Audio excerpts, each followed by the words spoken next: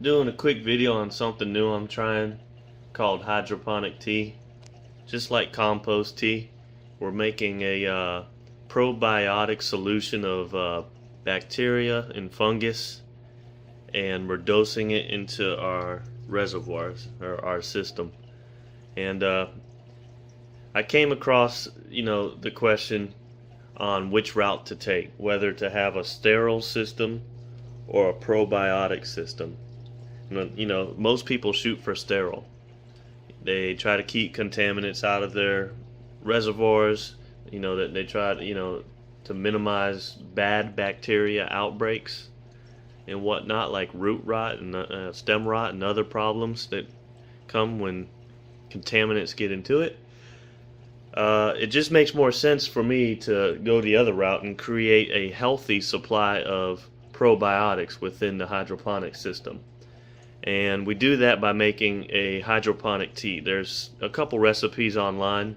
I followed the Heisenberg method, and you can use his method and use comparable, ingredients. Like, for instance, he didn't list this specific one, photosynthesis plus, as his bacterial additive, but as long as you're using something that's similar, I think it'll work.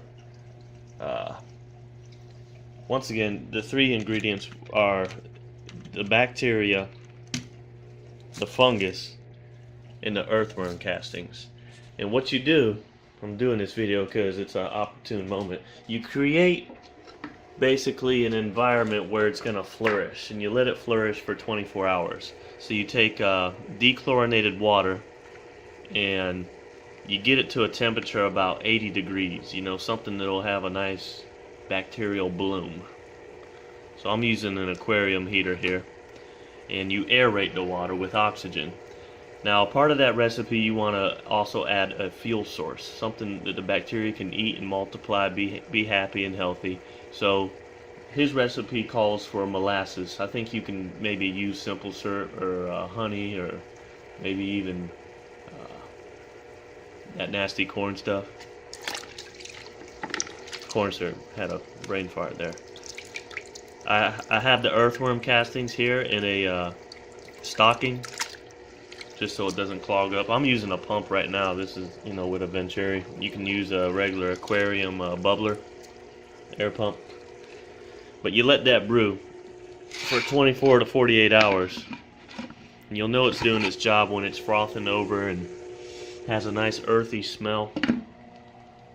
You let that brew, and you dose your system accordingly. According to the recipes I've followed, it's like I think it's like a cup of that tea per gallon in an emergency.